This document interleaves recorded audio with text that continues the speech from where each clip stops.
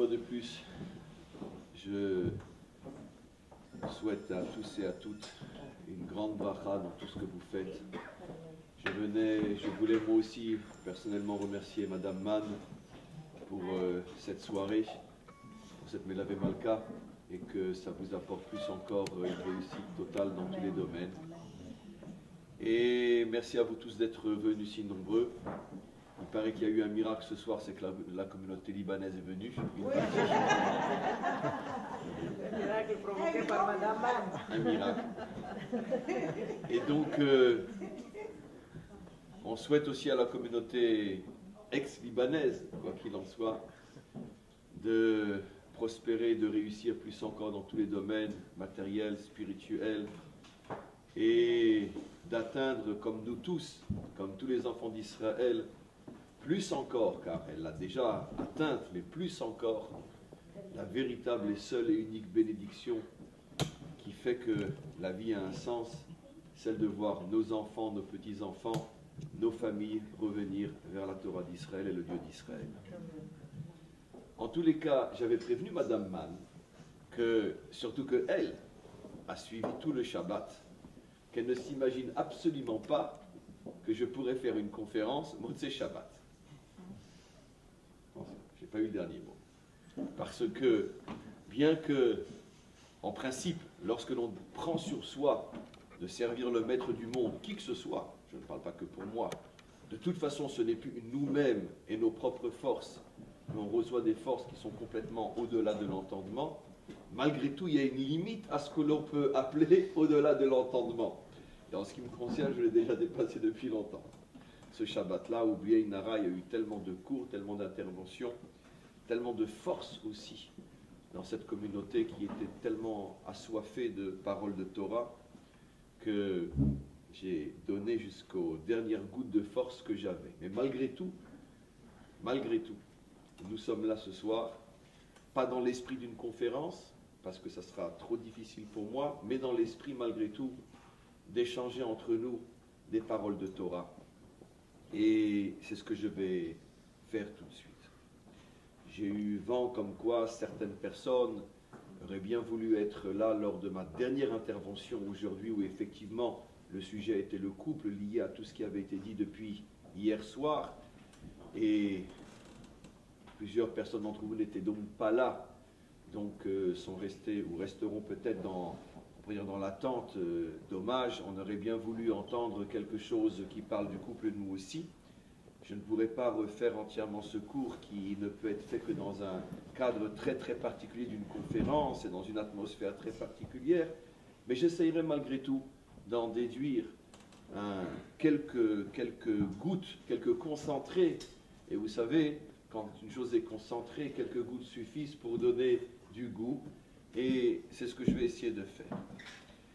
En tous les cas, on parle, comme je l'ai dit cet après-midi, on parle dans cette paracha de Rachel. On ne parle pas que d'elle, bien sûr, mais on parle d'elle à des moments extrêmement significatifs. Nos maîtres se posent la question dans le Talmud, quelle a été la femme d'Israël, après on parlera aussi des hommes d'Israël, mais quelle a été la femme d'Israël que l'on peut considérer comme ayant été la femme la plus tsanoua. Je n'aime pas la traduction pudique, car comme on va le voir, ça va beaucoup plus loin que ça. La femme la plus tsanoua, vous comprenez le mot tsanoua en hébreu? La femme la plus pudique. Oui, c'est ça. Tsanoua, tsniout. Oui, c'est une conjugaison. Tsniout. La femme la plus tsniout que nous avons eue dans notre peuple. Au niveau des grands modèles, les grandes figures de l'histoire juive, ce qu'on appelle les figures bibliques, quelle a été la femme la plus tsnoua que nous avons eue dans notre histoire? Si on fait un tour de table, même si on commence avec les Libanais, qu'est-ce qu'ils vont répondre? Leur maman. D'accord? Nos grands-mères. Nos grands-mères. Mais bon, c'est vrai que nos mamans et nos grands-mères étaient par définition, comme c'était nos mamans et nos grands-mères, les meilleures femmes du monde. Mais je parle moi des femmes bibliques. Quelle a été la femme qui est le modèle de la tsniout? Eh bien, c'était évident que vous alliez dire Sarah. C'est évident que vous avez raison. Mais ce qui est incroyable, c'est que vous avez tort. Pourquoi? Parce que ce n'est pas ce que dit le Talmud.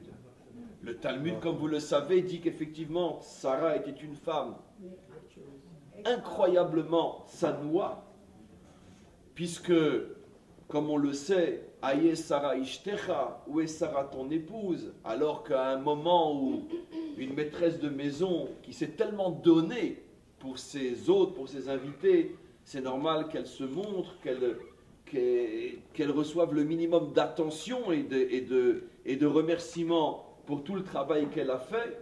Non, Sarah, elle, où elle se tient dans sa tente et elle ne veut pas se montrer. Et de là, entre autres, nos maîtres nous apprennent à quel point elle était tsanoua, à quel point elle était réservée. Un autre passage où on voit que Sarah était une femme extrêmement réservée, c'est que jusqu'à l'âge de 75 ans, son mari, qui sans doute l'avait épousée lorsqu'il avait 13 ou 14 ans, comme ça ne se faisait encore il n'y a pas si longtemps que ça, nos mères et nos grands-mères au Maroc se mariaient très jeunes, donc à plus forte raison il y a plus de 3000 ans. On imagine qu'à 75 ans, ça fait déjà au moins 60 ans qu'ils sont mariés, Abraham et Sarah, et jusqu'à l'âge de 75 ans, Abraham n'avait pas encore laissé son mari la regarder. Ça veut dire porter des yeux véritablement voyants sur elle, sur son corps. On l'apprend aussi de Parshat Lech Lecha. Et donc une femme extrêmement tsanoua. Et malgré tout, ce n'est pas elle qui est montée sur le podium et qui a décroché la médaille d'or de la tsniout. C'est Rachel. Extrêmement étonnant. Rachel est considérée comme la femme la plus tsanoua, le modèle fondamental de la pudeur féminine juive, et nos maîtres vont l'expliquer d'une manière bouleversante. On ne se serait absolument pas attendu à cette réponse, mais pour vous guider vers la réponse, la question qui est demandée, ou plutôt la manière dont nos maîtres parlent de la tsniout de Rachel, ils disent « Atzniout shehaïta ba » la tsniout qui était en elle. Si on ne fait pas attention à la manière dont nos maîtres parlent, bon, elle était tsanoua. Mais nos maîtres vont chercher quelque chose chez Rachel qui est beaucoup plus que la tsniout qui est sur elle, mais la tsniout qui est en elle. Nos maîtres, comme toujours, prennent un chemin complètement nouveau. En vérité, il est vieux comme le monde, ce chemin, mais il est encore en avance sur notre futur. Quel est le chemin des maîtres d'Israël? Ce n'est pas ce qui se voit à l'extérieur uniquement qui définit la véritable grandeur d'un homme, mais ce qu'il y a au plus profond de lui qui ne se voit pas forcément. Le Tanya, dont nous allons fêter d'une certaine manière la naissance véritable à partir de demain soir, puisque c'est la naissance véritable de la Chassidoute, le Tanya commence par cet enseignement des maîtres d'Israël extrêmement fort. En ce qui me concerne, je pense que c'est l'un des enseignements qui n'est pas du Tanya lui-même, qui est rapporté du Talmud, mais que le Tanya a le mérite de ramener comme étant d'une certaine manière l'introduction à toute la pensée chassidique profonde. Cet enseignement dit: même si le monde entier te dit que tu es un juste, regarde-toi, toi, comme quelqu'un qui a encore un long et long travail à faire, comme si tu n'avais pas encore commencé. Que peut signifier, même si le monde entier te regarde comme un juste, malgré tout, regarde-toi comme quelqu'un qui n'a même pas encore commencé véritablement à se prendre en main? Cela veut dire que, attention à celui qui construit ses critères de réussite en fonction du regard et des compliments de l'extérieur. Un homme ne peut pas se construire en fonction de ce que les autres pensent de lui. Non que ce que les autres pensent de lui n'est pas significatif, n'est pas vrai. Mais le problème c'est que la véritable construction d'un homme est intérieure, et à partir du moment où elle est intérieure et profonde, elle n'est pas forcément toujours visible à l'extérieur. Et donc le judaïsme cherche l'intériorité. Rahmana liba ba'e. La Torah demande le cœur, beaucoup plus que l'extérieur.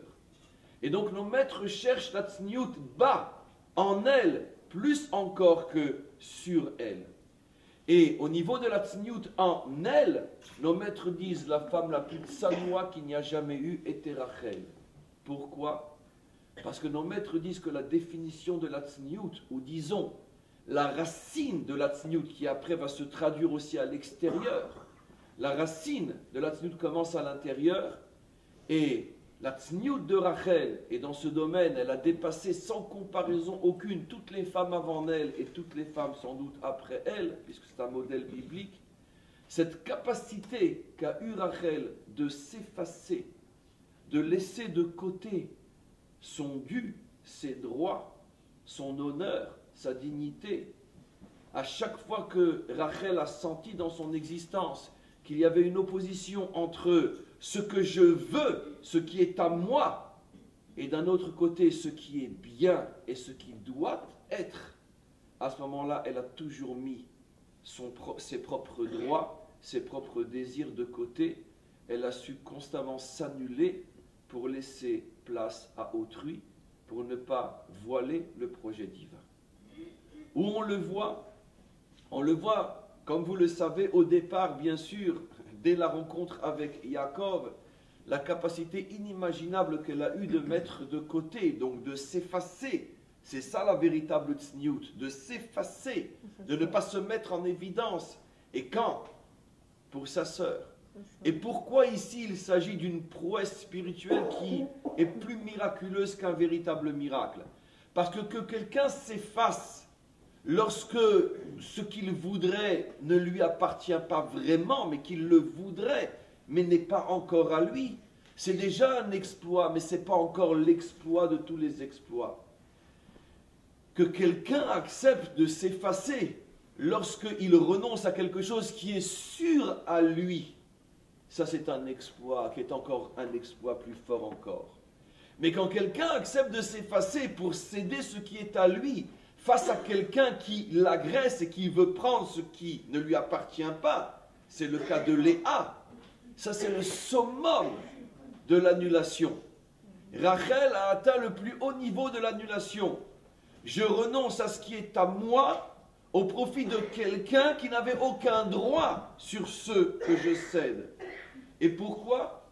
Pour ne pas faire honte à sa sœur, pour ne pas qu'en public elle soit dénoncée et que Yaakov, sous la roupa, tout d'un coup comprenne qu'on est en train de le rouler, qu'il lève le voile et qu'il la gifle devant tout le monde et qu'elle s'enfuit en pleurant, humiliée par Yaakov, humiliation peut-être qui aurait été bien méritée, car ce n'était pas un petit bébé qui n'avait pas son libre arbitre, elle était bien consciente et d'une certaine manière, elle coopérait à cette usurpation et prendre une place qui n'était pas la sienne.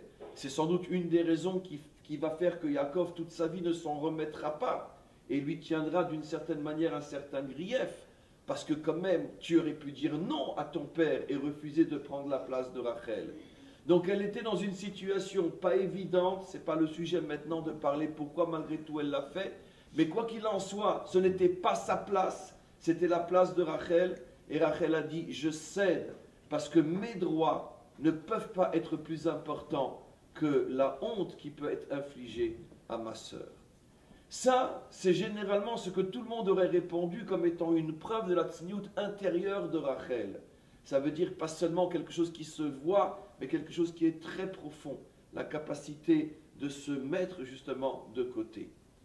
Mais nos maîtres vont plus loin et disent non, c'est pas à ce moment-là qu'elle a atteint le summum de la tsniout. Le summum de la tsniout, elle l'a atteint, comme je l'ai dit cet après-midi dans un autre contexte, elle l'a atteint dans notre paracha.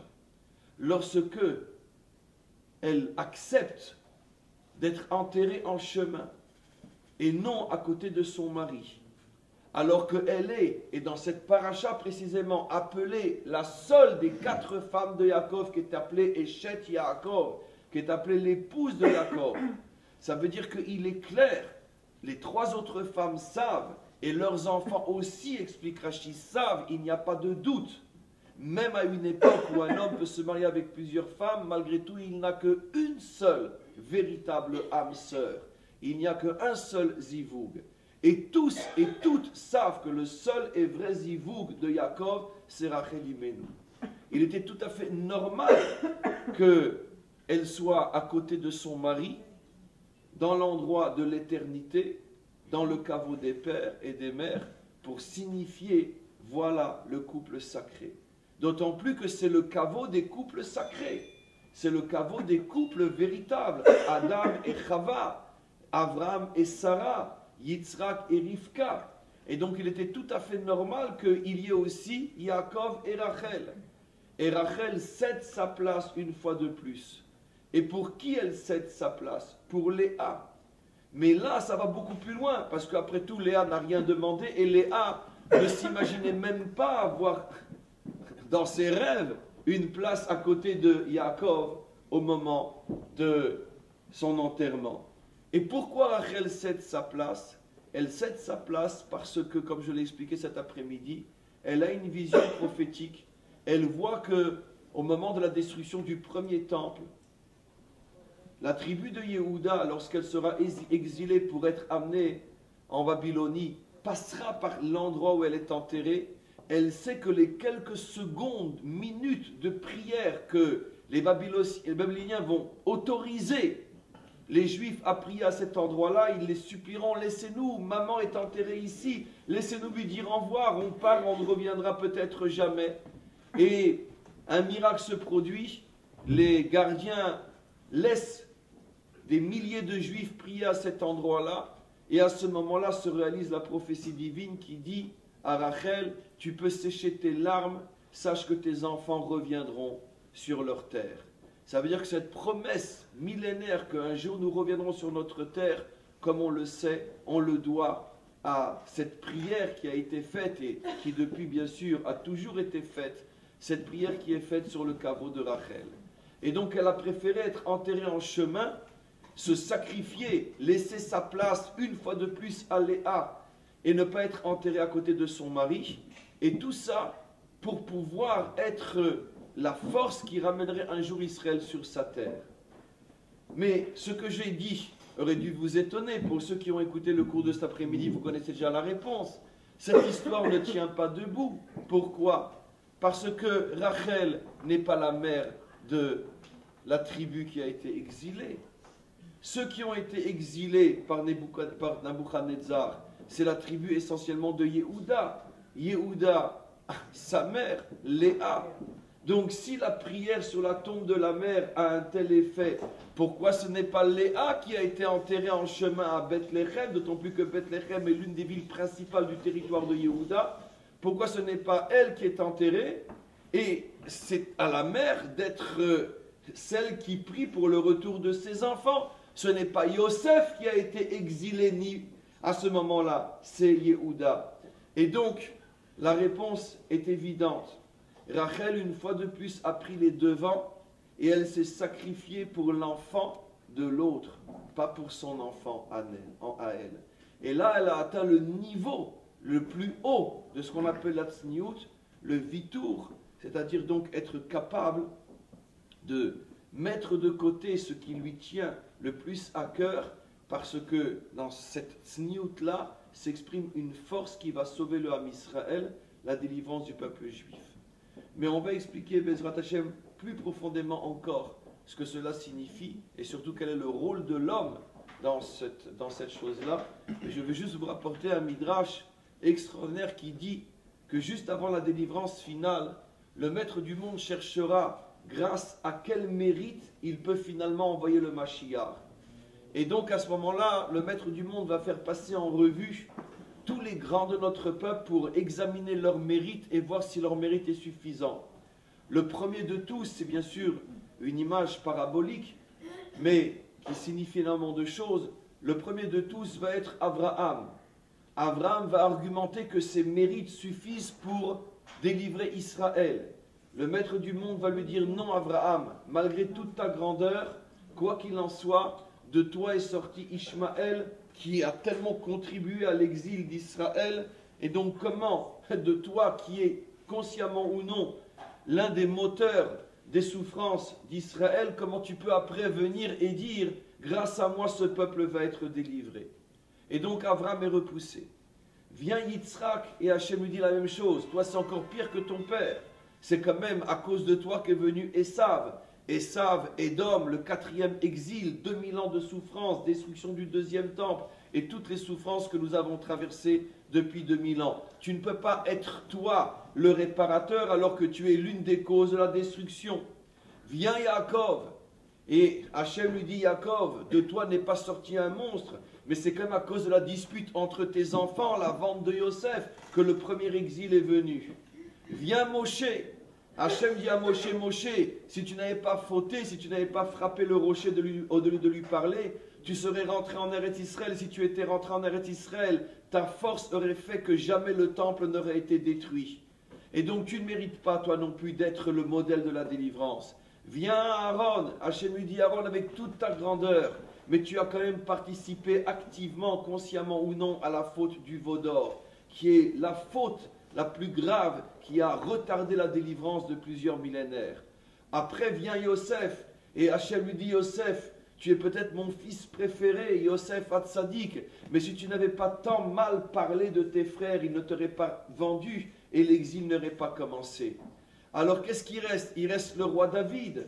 Et Hachem lui dit au roi David, toi non plus, ce n'est pas possible, je n'ai pas encore digéré la faute avec Bathsheba. Tous les tzadikim sont passés en revue, il n'en reste plus un. Qu'est-ce qu'on va faire? La petite Rachel arrive, elle pousse tout le monde et elle dit, maître du monde, si les hommes ne sont pas fichus de faire en sorte que la délivrance arrive, alors prends une femme. Alors Hachem lui dit, Rachel, pourquoi toi? Et Rachel lui répond, attends, je ne comprends pas. Qu'est-ce que tu lui veux à ce peuple? Qu'est-ce qu'ils t'ont fait, tes enfants, mes enfants, nos enfants? Mais qu'est-ce qu'ils t'ont fait? T'es jaloux de quoi? Qu'ils ont passé leur histoire à flirter à droite à gauche avec d'autres que toi? C'est ça ta jalousie? Tu n'arrives pas à mettre ta jalousie de côté? Mais regarde ce que j'ai fait moi! Moi, j'ai passé ma vie à mettre ce que j'aimais, ce à quoi je tenais, ce qui était le plus précieux à mes yeux, j'ai passé ma vie à le mettre de côté. Et toi, tu n'es pas capable, maître du monde, de mettre de côté ta jalousie et de pardonner à ce peuple qui est parti avec d'autres? Pour la première fois, disent nos maîtres, Hachem se met à pleurer. Il pleure. Il dit, ma fille, tu m'as convaincu. Dommage, avec des millénaires de retard. Si je t'avais écouté plus tôt, jamais il y aurait eu l'exil. Et voilà que par le mérite de Rachel, les enfants d'Israël sont ramenés sur leur terre. On doit beaucoup à Rachel.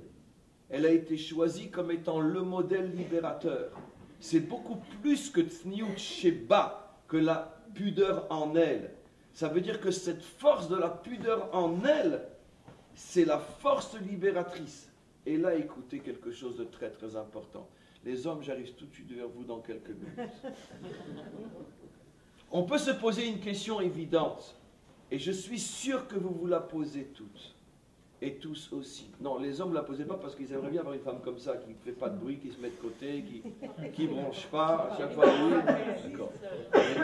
On va voir. Dans le cours, ça arrive, j'ai commencé d'abord à faire plaisir aux hommes, maintenant ce soir, commence à faire plaisir d'abord aux femmes.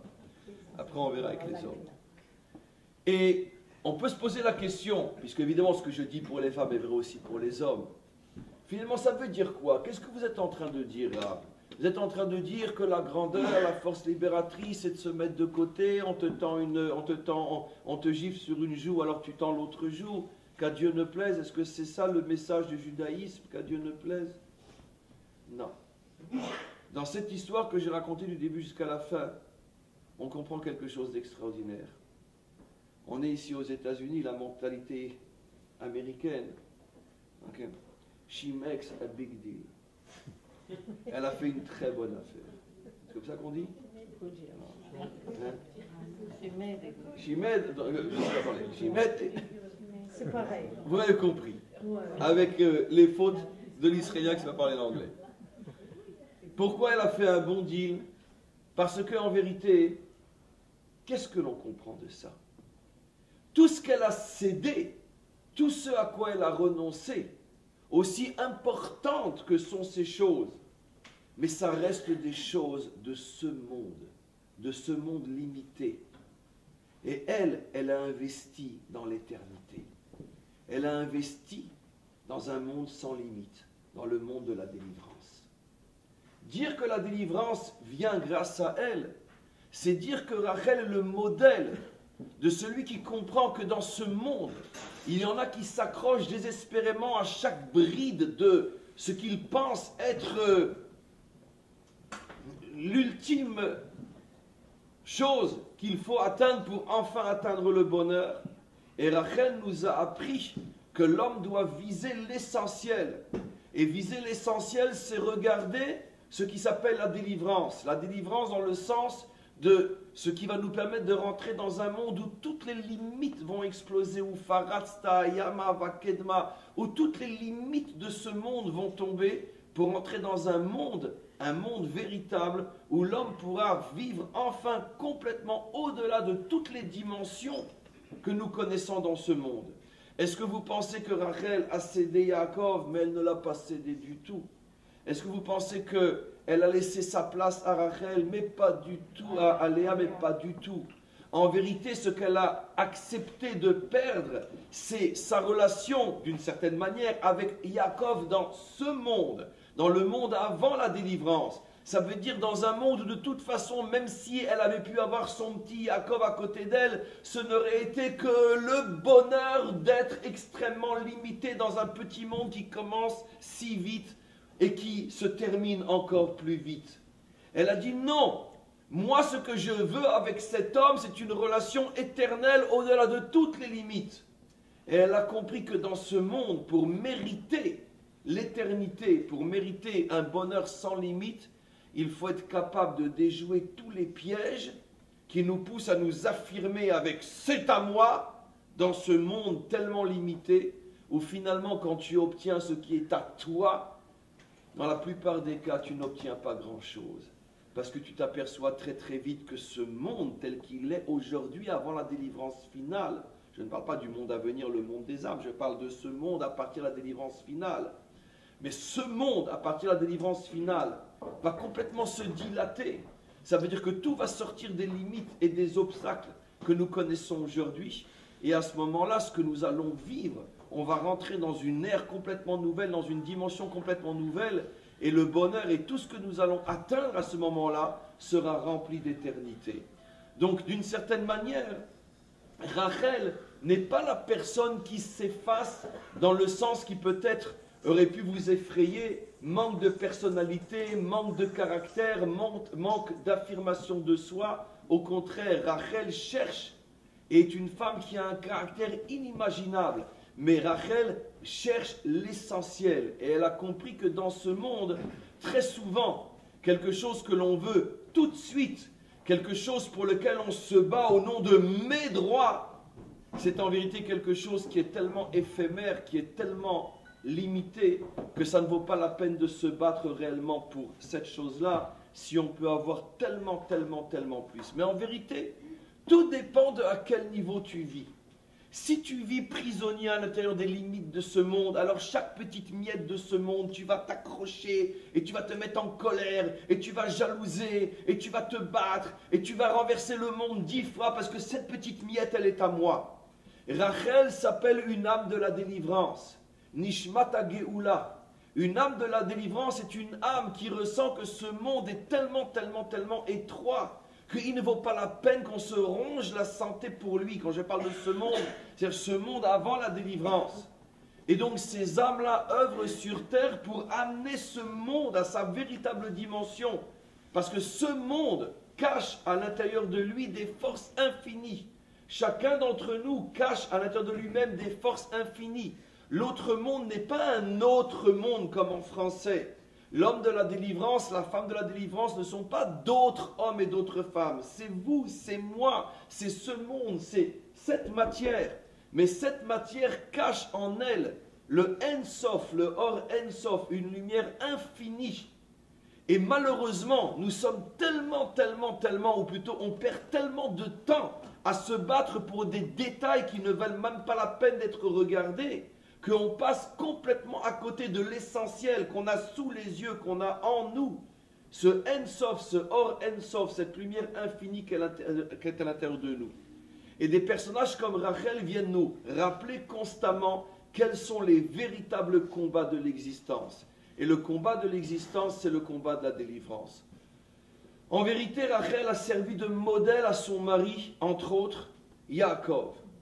On va voir bientôt, dans quelques semaines, dans 2 semaines, que quand Yaakov, à l'âge de 130 ans, se retrouve devant Pharaon, et Pharaon voit un vieillard d'un âge tellement avancé, et Pharaon lui dit, mais dis-moi, mais quel âge as-tu? Il lui dit quelque chose, une réponse époustouflante, choquante même. Lui, le modèle de la spiritualité et de la morale devant ce pharaon idolâtre, dépravé, débauché, coffert, hérétique, tout ce que vous voulez, il lui dit, sache que j'ai 130 ans, mais toute ma vie n'a été que malheur. Toute ma vie n'a été, c'est plus que malheur. Non, il ne dit pas malheur, il dit, Kol Yama et Raïm, que toute ma vie c'était du rat, mauvais. Nos maîtres se posent la question, mais comment tu oses parler comme ça? Comment devant celui qui est la négation la plus totale de la vérité, tu oses te plaindre, tu oses dire que ta vie n'était pas une belle vie? Au contraire, tu devrais montrer l'exemple, tu devrais être le modèle de la joie. Montrer qu'en suivant le chemin d'Hachem, on obtient le vrai bonheur. Et si ça ne se voit pas, alors au moins dis-le. Et il lui dit non, tout le contraire. Nos maîtres sont choqués. Ils disent non, Yaakov était le pur produit de sa femme. Elle était arrivée à lui faire comprendre l'essentiel. Et Yaakov vivait au plus profond de ses tripes que tant que le monde n'est pas encore délivré, tant que la Géoula n'est pas encore là, eh bien tout ce qu'on a sur terre, c'est complètement insignifiant par rapport à ce qu'on aura lorsque le Mashiach va se dévoiler. Et donc, il avait véritablement reçu le message de Rachel. Rachel, toute sa vie, on peut dire que le premier véritable modèle de l'homme de la délivrance, c'est Rachel. Le premier véritable homme délivré sur terre a été Rachel. Rachel s'est empressée d'enseigner ce message à son mari Yaakov. Et Yaakov, lorsqu'il se trouvera devant Pharaon, dira, tu sais, avec tout le bonheur véritable et authentique que j'ai eu sur terre, tant qu'il y aura encore un homme sur terre qui est encore éloigné de la vérité vraie, tant que la vérité vraie ne se sera pas encore dévoilée sur terre et que tellement d'hommes vivront encore dans l'illusion d'un bonheur complètement absurde et éphémère, alors sache que moi aussi ma propre vie n'a pas de sens, je n'ai pas encore le sentiment d'avoir réussi parce qu'il y a encore un homme sur terre qui lui passe complètement à côté de cette vérité. Et si moi j'étais véritablement à la hauteur de cette vérité, je serais arrivé à convaincre encore un homme et encore un homme et encore un homme. Et comme je vois qu'il y a tellement d'hommes qui sont en dehors de la vérité, comme toi le premier, ça veut dire que moi je n'ai pas encore vraiment réussi. Et en ce sens-là, ma vie est insignifiante. Donc le personnage de Rachel est un personnage extrêmement important. Il nous apprend encore une fois quelles sont les véritables limites de ce à quoi tout le monde s'accroche dans ce monde et ce vers quoi il faut se diriger. Mais on peut se poser une question, bien évidemment. Et quelle est la part de l'homme pour mériter d'avoir une femme qui est à ce niveau-là? Parce que finalement, tout le monde comprend que le secret du bonheur, et je vais maintenant commencer à faire descendre ce cours à notre niveau d'une manière très simple. Tout le monde comprend que ce que je viens de dire d'une manière très, on pourrait dire, très éloquente dans le sens en utilisant des notions très élevées, tout le monde comprend qu'à un simple niveau, je viens d'exposer tout simplement ce qu'est la clé du bonheur véritable. Parce que franchement, entre nous, à nos âges, on a tous suffisamment de recul pour savoir que on passe notre vie à s'empoisonner la vie, à se créer de faux bonheurs et de fausses disputes et de fausses colères et de faux malheurs. Uniquement pourquoi? Parce que nos critères et nos définitions de l'existence et du bonheur sont complètement à côté de la plaque.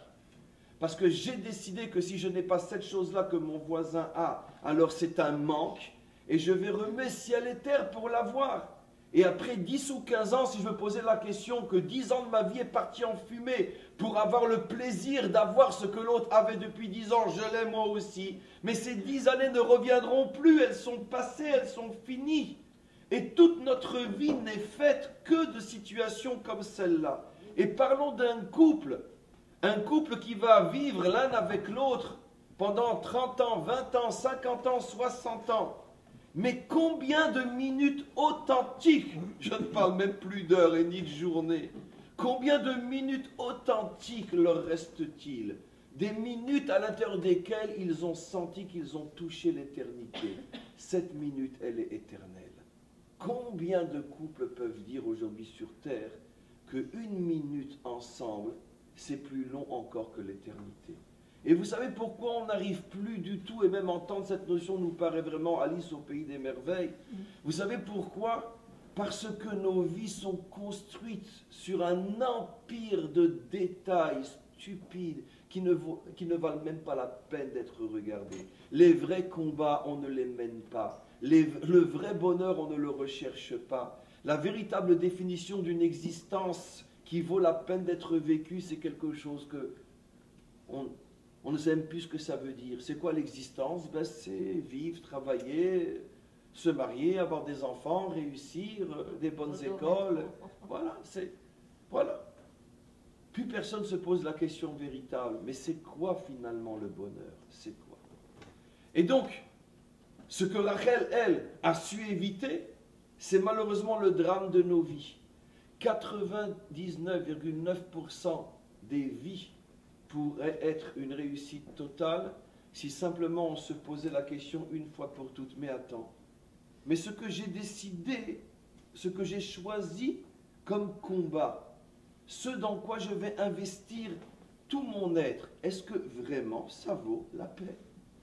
Ah oui, mais tout le monde a décidé que. Mais est-ce que tout le monde est un critère? Non.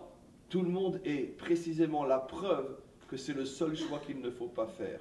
Parce que ce que tout le monde a choisi ne peut en aucun cas être le vrai chemin que celui qui cherche le bonheur authentique doit choisir.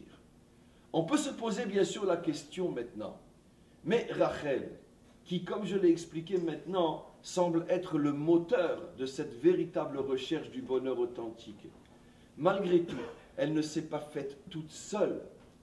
Rachel, c'est aussi un homme à ses côtés, c'est aussi Yaakov. Bien que j'ai expliqué que, d'une certaine manière, on voit la trace, la signature de l'épouse sur Yaakov, lorsque devant Pharaon, il va lui dire, mais finalement, dans la mesure où il y a encore de l'idolâtrie sur terre, ma vie est insignifiante, j'ai l'impression d'avoir rien réussi parce que le vrai projet, je suis passé à côté. Yaakov ose dire une chose pareille, alors que bien sûr qu'il a eu des moments de bonheur dans sa vie. Mais Yaakov semble avoir sur lui l'empreinte de Rachel, mais est-ce qu'on voit chez Yaakov, indépendamment de Rachel, est-ce qu'on voit chez lui aussi cette personnalité, cette recherche de ce qu'on appelle l'essentiel? Alors là, ce qu'on va voir ensemble est très important et concerne bien sûr les hommes. Essayons de comprendre ce qui s'est passé au niveau de Yaakov. Yaakov, comme on le sait, quitte sa maison, quitte ses parents. Il y a une raison apparente, il fuit Esav, mais il part construire sa propre maison. Il part donc se marier et fonder la maison d'Israël. À partir de ce moment-là, et surtout à partir de ce moment-là, on va voir que la vie de Yaakov va être une suite de choses absolument incroyables qui vont lui arriver, et sa réaction va être extrêmement forte au niveau du message qu'il nous transmet. Donnons des exemples simples. Encore une fois, j'ai prévenu que ce ne sera pas une conférence ce soir, donc je ne rentre pas dans tous les détails et avec toutes les nuances que je pourrais vous exposer, mais regardons l'essentiel. Yaakov travaille 7 ans pour avoir Rachel. Yaakov, dès qu'il voit Rachel, je l'ai évoqué cet après-midi d'une manière un petit peu amusante, maintenant de manière un petit peu plus sérieuse, dès qu'il la voit, tout de suite il l'embrasse, avant même d'avoir fait le shidour. Nos maîtres se posent la question, mais même un rustre ne se comporte pas comme ça. Comment tu oses embrasser une jeune fille comme ça dans la rue, devant les bergers, devant tout le monde, alors que ce n'est pas très juif, d'accord? C'est Yaakov. Alors tout le monde va dire, ben, si lui il l'a fait, alors pourquoi pas nous? Mais au niveau de Yaakov, il n'y a pas de problème. Yaakov, nous on ne peut pas se mettre à sa place, mais on peut en tous les cas croire ce que nos maîtres disent. Yaakov ne voit dans cette relation avec Rachel que la pureté, la sainteté à 100%.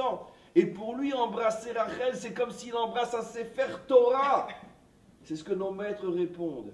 C'est comme s'il embrasse, quand le Sefer Torah sort du Echal et qu'il passe, on embrasse le Sefer Torah. Il a embrassé Rachel comme on embrasse un Sefer Torah. Ça veut dire qu'il comprend qu'elle est son Sefer Torah. Et Shet Ra'il mi Yimsa, Rachid dit, la femme vertueuse, c'est la Torah, c'est la même chose. Il voit dans Rachel une Torah vivante. Et il l'embrasse comme on embrasse la Torah. Il n'a aucune honte, aucune gêne. Il n'est pas en train d'embrasser une jeune fille, il est en train d'embrasser un Sefer Torah.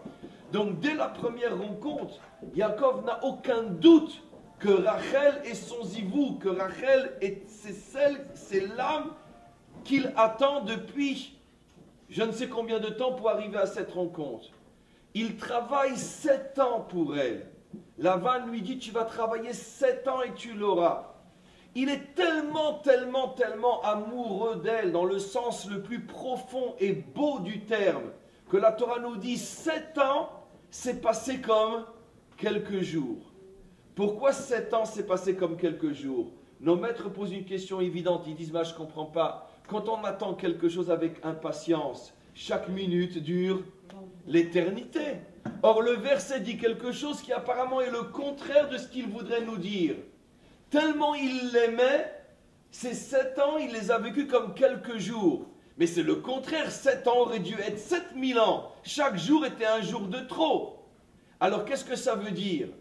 Là aussi, la Torah veut nous faire comprendre que l'amour qu'il a pour elle n'est pas un amour comme nous le connaissons uniquement, un amour physique ou un amour moral ou un amour sentimental. Lui, c'est un amour spirituel. Et ce qui est spirituel est au-dessus de l'espace-temps. C'est dans d'autres dimensions qu'on ne peut même pas comprendre dans notre monde. Et donc, il n'a pas ce sentiment d'attente. Pourquoi? Parce qu'il voit déjà les deux âmes qui sont retrouvées, qui sont collées l'une à l'autre, qui sont déjà au-dessus de l'espace-temps. C'est ce que la Torah témoigne en disant exactement le contraire de ce que nous expérimentons tous les jours. Plus on est attaché à une chose et plus l'absence nous paraît long. Chez Yaakov, il est dit le contraire, parce que cette absence n'est pas une absence physique ou sentimentale ou émotionnelle. Chez lui, il vit avec Rachel une dimension spirituelle tellement élevée que 7 ans lui paraissent une minute, parce que c'est comme s'il était déjà avec elle. Donc c'est nous montrer qu'est-ce que signifie Rachel pour Yaakov. Enfin arrive le jour du mariage. Enfin elle est sous la choupa. Enfin il va pouvoir concrétiser dans ce monde ce que leurs âmes sentent déjà depuis la première rencontre, depuis 7 ans. Et qu'est-ce qu'il découvre à la place? Léa. Sans vouloir parler en mal sur Léa, ce n'est pas le sujet aujourd'hui, je vous pose une question. S'il nous arrivait à nous le milliardième de ce qui lui est arrivé à lui, quelle aurait été notre réaction? Quelle aurait été notre réaction? Mais une explosion de colère, des insultes, on aurait pris Léa, on l'aurait on serait venu chez Lavan, on lui aurait foutu une paire de claques, on aurait pris Rachel, on dit viens on s'en va de cette maison de Gouja. Vous voyez quelle est la réaction de Yaakov? Pas un mot. Il dit rien. Léa est là. Eh bien c'est que le maître du monde veut qu'on avance avec Léa aussi. Et Lavan revient et lui dit, mais c'est pas grave, t'es reparti pour 7 ans. Eh bien c'est pas grave, on est reparti pour 7 ans. Je vous supplie quelques secondes d'essayer de faire l'effort de comprendre la Torah en la vivant avec son être, pas comme quelque chose d'extérieur à nous, mais quelque chose dans lequel on rentre, comment nous aurions réagi dans une situation pareille, où on se trouve en face du but de notre existence. Ce pourquoi j'ai été créé, l'objet de ma mission. Ceux qui ont écouté le cours de cette fin d'après-midi, où seulement à travers le mariage, l'homme peut enfin commencer seulement à exister et commencer son travail. L'homme et la femme, bien sûr. Rien ne peut commencer avant cette rencontre entre ces deux âmes qui s'attendent parfois depuis des millénaires. Yaakov aurait dû exploser. Pas un mot. Pourquoi? Est-ce qu'il n'a pas de caractère? Est-ce que c'est un faiblard? Est-ce que c'est un lâche? Est-ce que c'est quelqu'un qui laisse tout passer? Non. Yaakov est le modèle le plus parfait, et dans ce domaine, il est l'équivalent de son épouse. Il est le modèle le plus parfait de ce message fondamental qui est la clé unique du bonheur véritable. Je veux, je veux, je veux, je veux, mais il semblerait que ce que le maître du monde décide est peut-être beaucoup plus important que ce que je pensais moi être l'essentiel. Yaakov ne s'est pas trompé lorsqu'il comprend que Rachel est son zivoug. Mais Yaakov nous envoie ici un message extraordinaire. L'homme peut comprendre sur terre qualitativement ce qui est bien pour lui, mais il n'est pas à même de décider, lui, la manière d'y arriver. Il y a un berger qui lui mène son troupeau. Cette expression n'est pas de moi, c'est la traduction en français d'un verset. David Ameller, Hachem roi lo ersar. Si j'accepte Hachem comme berger, je ne manquerai de rien. C'est un niveau qui n'est pas facile à atteindre, pour ne pas dire qui est miraculeux à atteindre. Parce que c'est justement dans les moments où je suis en présence de ce à quoi je tiens le plus, et que j'ai ma manière à moi de penser comment y arriver, et que je vois que la Providence me fait prendre d'autres chemins qui semblent m'éloigner de ce que je voudrais atteindre. Et en plus, je sais que ce que je dois atteindre et ce que je veux atteindre est ce que je dois atteindre. Mais je mets dans le maître du monde une telle confiance que je me dis que si finalement, pour arriver à cet endroit-là, tu me fais prendre un chemin qui est différent de celui que j'avais conçu, maître du monde, emmène-moi là où tu veux que j'aille, à ta manière à toi, pas à ma manière à moi. Dans la vie de tous les jours, ça signifie la chose suivante. Si un homme veut à ses côtés une femme qui va être le modèle de la recherche de l'essentiel, parce que maintenant on demande aux femmes de ne pas écouter. Très souvent, qu'est-ce qui énerve les hommes? Très souvent. C'est le sentiment que finalement, la femme à côté de qui ils vivent perd et fait perdre tellement de temps à des détails, à des choses qui n'ont pas vraiment d'importance. L'homme a toujours le sentiment que lui, il est occupé comme des choses sérieuses. Il travaille. Et la femme s'intéresse à quoi? Dans ces images d'Épinal idiotes, bien sûr, mais même si le monde a changé, que les femmes travaillent et souvent ne sont plus dépendantes de leur mari sur le plan financier, les vieilles images, elles, n'ont pas changé. L'homme verra toujours l'épouse comme celle qui profite pendant que lui... Voilà, bien sûr, évidemment. Et donc, quel est le reproche non avoué d'un homme ou de la dimension masculine par rapport à la dimension féminine? Ça veut dire que moi, je m'occupe de choses sérieuses et toi, qu'est-ce que tu fais? Voilà. La cuisine, les enfants, c'est gentil, c'est mignon, on a besoin aussi. Le shopping. En vérité, ce reproche que l'homme fait à la femme, il doit d'abord et en premier lieu se le faire à lui-même. Pour mériter de vivre à côté d'une Rachel, pour mériter de vivre à côté d'une femme qui porte en elle la lumière de la délivrance, ça veut dire qu'il ne s'intéresse qu'à l'essentiel, il faut d'abord être un Yaakov. Et un Yaakov, c'est celui qui est capable de placer toute sa confiance dans le maître du monde. Et ça veut dire quoi concrètement dans la vie de tous les jours? Après une journée de travail, d'accord, le mari rentre chez lui. Une tête d'enterrement. D'accord.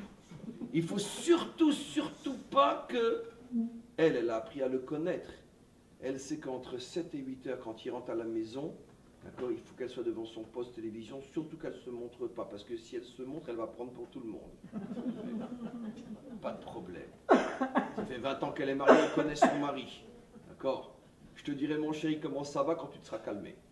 Si tu veux encore m'écouter, parce que le problème c'est qu'à 8 heures, quand elle ferme son émission idiote pour aller voir son mari, il est déjà en train de dormir.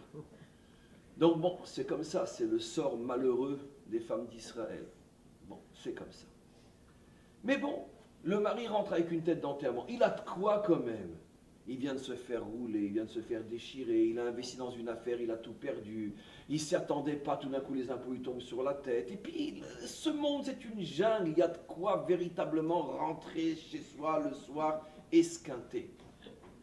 Mais le problème, c'est que ce n'est pas tant le monde qui esquinte l'homme, c'est plutôt la manière dont l'homme vit les problèmes de ce monde. Comme je dis toujours, ce n'est pas l'épreuve qui fait tomber l'homme, c'est la manière dont il décide, lui, de la vivre. Et c'est lui qui donne à l'épreuve la fonction de l'élever ou la fonction de le détruire. L'épreuve est neutre, c'est toi qui vas décider ce qu'elle va devenir pour toi.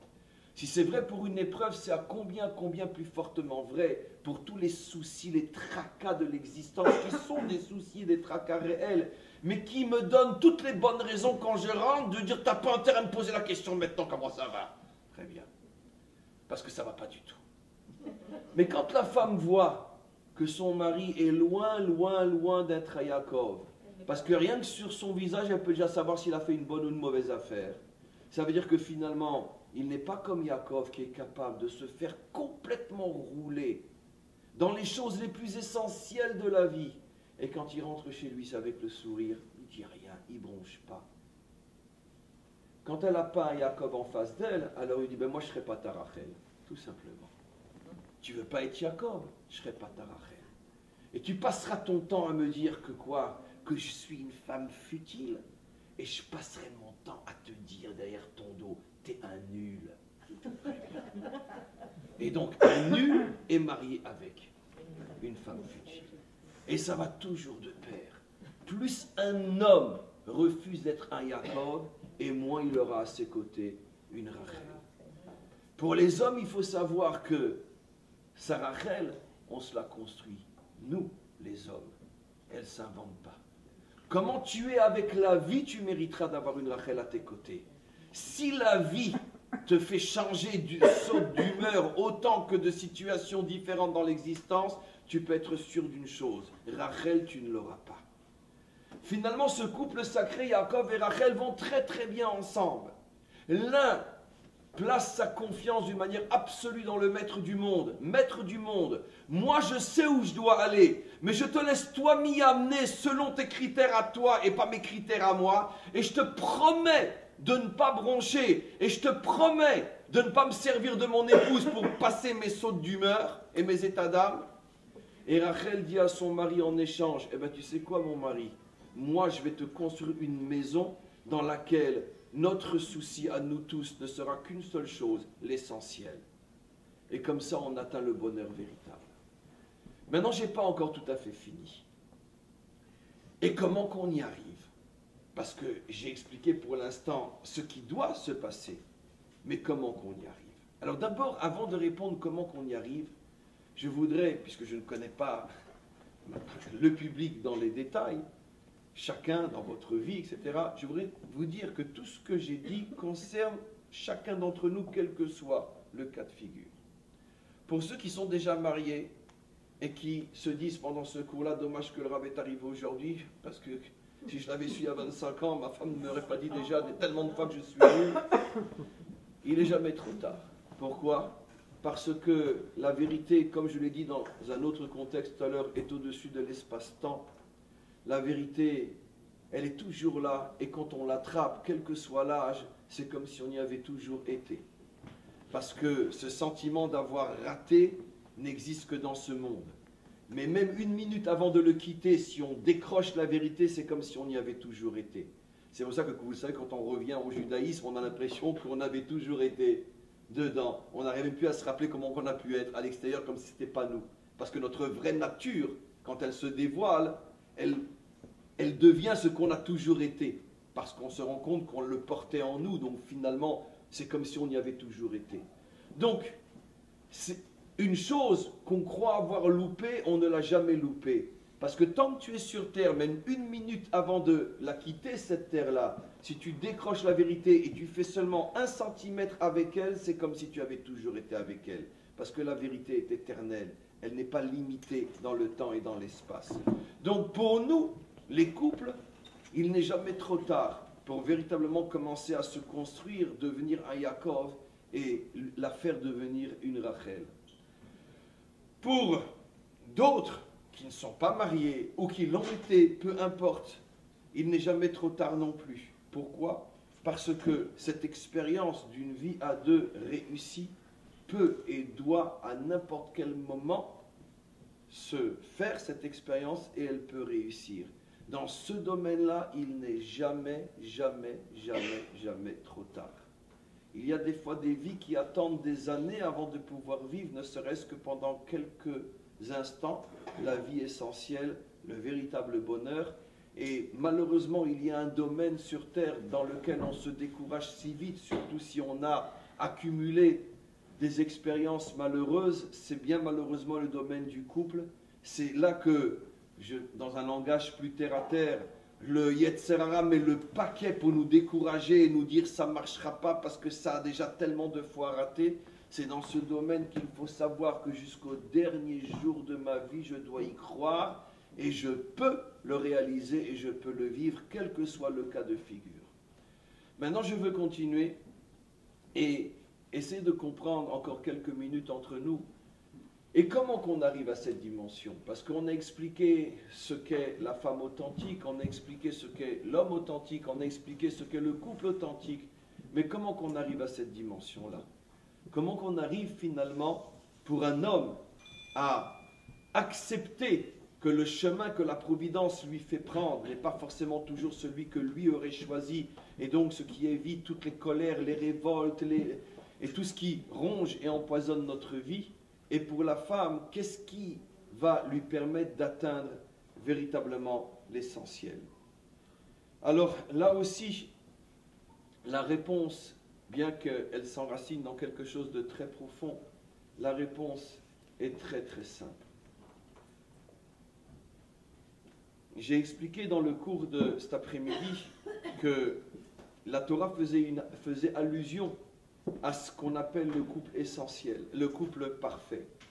Le couple parfait s'appelle dans la Torah, c'est l'un des derniers mots de notre paracha, Maïtabel.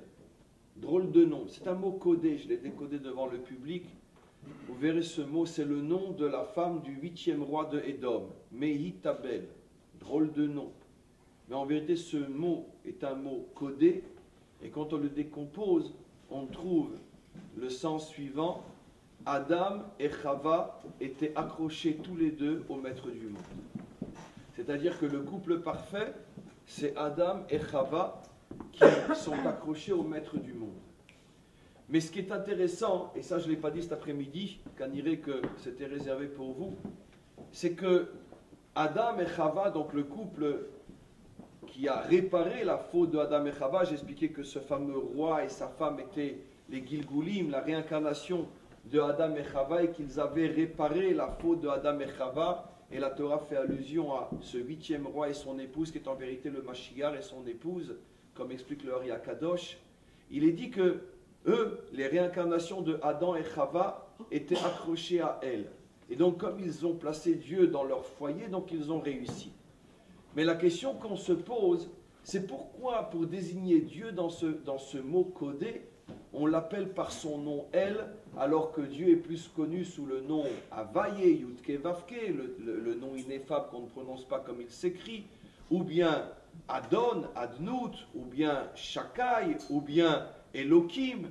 Elle est un nom qui n'est pas tellement usuel dans la Torah. On peut l'appeler aussi Ya, Yudke, etc. D'ailleurs, on dit que Ish ve Isha, comme vous le savez, chacun porte l'une des lettres du nom divin, le Yud chez l'homme, le E chez la femme. Ensemble, ça fait le nom Ka, qui est l'un des noms divins. Mais le nom El n'est pas tellement un nom qu'on connaît comme étant le nom qui désigne la dimension de Dieu qui est à l'intérieur d'un couple. La réponse, très rapidement, et pour terminer, c'est que comme on le sait d'après nos maîtres, lorsque l'on désigne la qualité Dieu Chesed, alors Dieu s'appelle El. Lorsque Dieu fait du bien au monde, alors il s'appelle El. El est le nom divin qui désigne Dieu en tant que Baal Chesed, en tant que faisant du bien. Et donc, on a une indication extraordinaire, c'est que le couple parfait est celui qui s'unit en s'associant ou en associant dans sa construction la dimension, elle, la dimension du chesed. Ça veut dire quoi? Une clé très simple dans l'existence, mais véritablement la clé du bonheur. Qui ne veut pas le bonheur? Tout le monde le veut. Et comment tout le monde traduit bonheur? La construction, la réalisation de soi. Vient la Torah, elle nous donne une clé. Elle nous dit non, tu ouvres la mauvaise porte. Pour ouvrir ta porte à toi, il faut ouvrir la porte qui est en face de toi. Pour qu'un couple atteigne le bonheur, il doit se fixer comme préoccupation essentielle de construire le monde qui est à l'extérieur de lui. Chesed. Olam chesed yibane. On construira le monde sur le principe du chesed. Ce que l'homme et la femme ne comprennent pas depuis des millénaires, c'est que la construction de soi passe par celle de l'autre. Pour réussir sa vie, il faut se consacrer au bonheur de l'autre. Ça veut dire lorsque une maison juive se construit avec le souci essentiel de qu'est-ce qu'on peut apporter à notre entourage, qu'est-ce qu'on peut faire de bien autour de nous, et que ce projet est le projet du couple, à ce moment-là, la récompense est qu'ils sont les premiers à bénéficier de ce bien et ils réussissent à construire leur propre maison. Le grand problème, c'est que 99,9% des couples font exactement le contraire. On va d'abord, ma chérie, se construire toi et moi, et puis quand on sera solide, on s'occupera des autres. Et on s'aperçoit qu'on a passé sa vie à construire des murs qui n'arrêtaient pas de s'écrouler, et qu'on a même oublié qu'on avait promis qu'un jour, on s'occuperait des autres aussi. Et donc, un couple doit se dire la chose suivante. Il y a une sorte de réactivité dans l'existence. Ce que tu donnes, tu le reçois. Et ce que tu veux prendre pour toi, tu ne l'auras jamais. Le bonheur, donne-le aux autres. Et tu verras que tu seras le premier à le trouver chez toi. Et encore une fois, il y a souvent des familles et des couples qui sont des couples producteurs de chesed pour les autres. Mais très souvent, ce sont des projets à responsabilité séparée. La femme d'un côté et le mari de l'autre. Non, il faut que le couple, ensemble, on a un projet, le chesed à l'extérieur. Et quand le couple ensemble, mehita behel, lorsque le couple ensemble se fixe un projet de chesed vers l'extérieur, à ce moment-là, ils arrivent à devenir lui Yaakov et elle Rachel. La question, mais on a tellement de problèmes personnels, a-t-on le temps? C'est exactement l'histoire du chemin. Ça veut dire que le juif sait que pour arriver à droite, il faut souvent passer par la gauche. Pour aller devant toi, tu dois parfois marcher à reculons. Et pour te construire ton propre bonheur, il faut passer par celui des autres.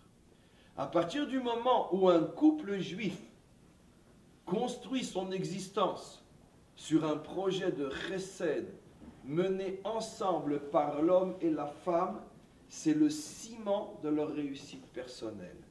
Et à ce moment-là, ils vont devenir ce couple sacré, ce couple de la délivrance qui devient un modèle pour toute la communauté et qui produit encore un autre modèle et encore un autre modèle et encore un modèle.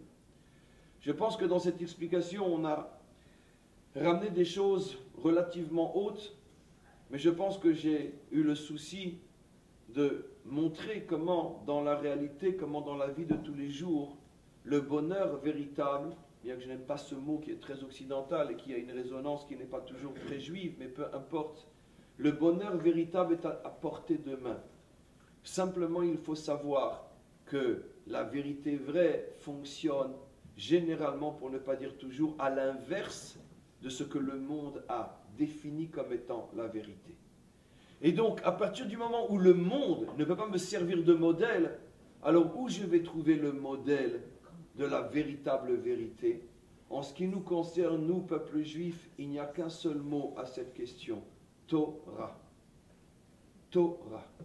La Torah contient toutes les clés de notre bonheur, toutes les clés de notre réussite.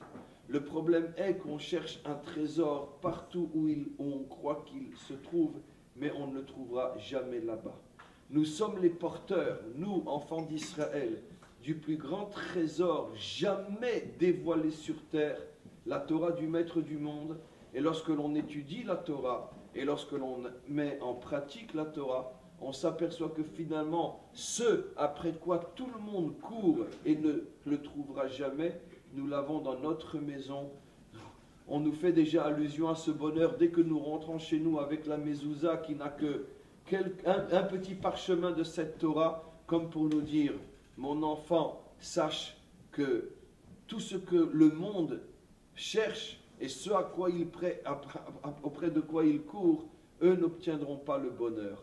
Mais nous, avec la Torah, avec cette mezouza qui symbolise le concentré de toute la Torah, avec la Torah, nous arriverons à atteindre le vrai bonheur, car la Torah nous montre véritablement le chemin du bonheur. Ve'ezrat Hashem, que ces paroles puissent pour chacun d'entre nous se concrétiser en action, qu'à partir de maintenant, que tous les hommes soient appelés par leur épouse Yaakov et que toutes les épouses soient appelées par leur mari Rachel.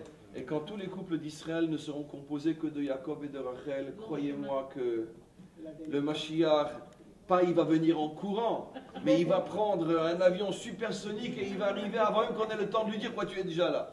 Amen.